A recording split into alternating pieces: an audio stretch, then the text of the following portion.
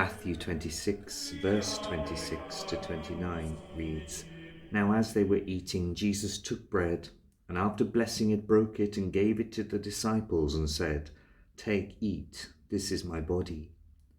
And he took a cup, and when he had given thanks, he gave it to them, saying, 'Drink of it, all of you, for this is my blood of the covenant, which is poured out for many for the forgiveness of sins. I tell you, I will not drink again of this fruit of the vine until that day when I drink it new with you in my Father's kingdom.'" Episode 23. W is for wine.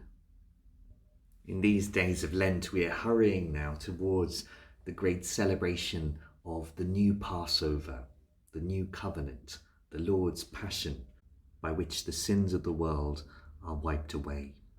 It's very clear that the meal that Jesus shared with his disciples on Holy Thursday was a Passover meal, but there was something strange about it, because as he enacted this yearly celebration, like all of the Jewish people would be doing in Jerusalem at that time, he changed key elements of it, notably by, instead of eating a lamb, as the Israelites had been commanded to do from the very first Exodus, by presenting his own body and blood as the food and drink for the celebration.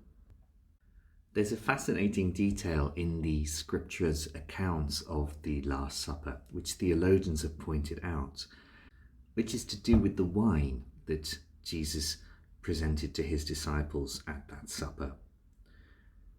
Jewish tradition dictated that there ought to be 4 cups of wine drunk at the Passover.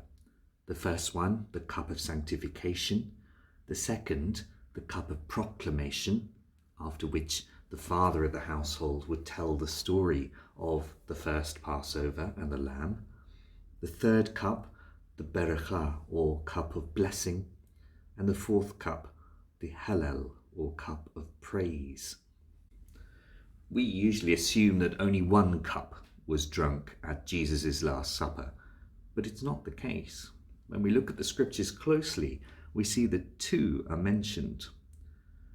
In Luke chapter 22, for example, it says, "And he took a cup," and then a few verses later says, "Likewise the cup after supper." So this first cup that's mentioned is probably the second of the traditional 4, the cup of proclamation. And indeed, Jesus does proclaim the story of the Passover. But again, he changes it. He hands the cup to his disciples, and then instead of talking about the Passover lamb, he talks about his own body. "This is my body given for you." And thus he indicates himself as the sacrifice which will be made at this new Passover. And he says, "Do this in memory of me," indicating that the celebration of his sacrifice is now instituted for the rest of time. And then likewise the cup after supper. This seems to be the berekah, the cup of blessing. We hear this particular cup referred to by St. Paul in the first letter to the Corinthians, chapter 11, where he talks about the cup of blessing that we bless being a communion with the blood of Christ. So after hearing about this second and third of the 4 cups, we'd be expecting for the 4th to appear. But it doesn't. In fact, in the Synoptic Gospels, Jesus makes it clear that it won't, when he says, rather shockingly, "I tell you, I shall not drink again of the fruit of the vine until that day when I drink it new with you in my Father's kingdom."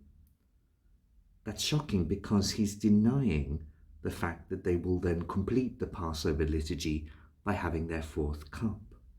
And indeed, the Gospel writers tell us that they then sang psalms and spiritual songs and then immediately went out to the Mount of Olives. Those psalms and songs were definitely part of the liturgy, but they should have been then completed by the drinking of this 4th cup, the cup of praise. But it doesn't happen.